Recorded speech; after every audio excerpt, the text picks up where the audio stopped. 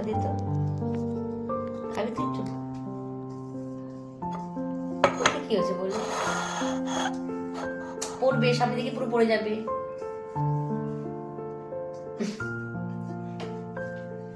অমনি করে না, আমি বলবো তো। ভিডিওটা কাটো, কেটে দে।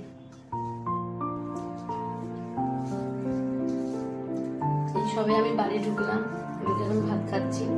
একটু আজকে এলআইসি অফিসে গেছিলাম, এই বৃষ্টি পড়ছে, ওয়েদারটা যে কি খারাপ, তবু আমি আজকে এলআইসি অফিসে গেছি, কারণ আমি এলআইসিটাকে সারেন্ডার করবো বলে। সেই ভিডিওটা তোমাদেরকে তুলে দেখাতে পারিনি, কারণ এত বৃষ্টি পড়ছিল বাড়াইপুরে, ফোনটা বার করলে ফোনটাই খারাপ।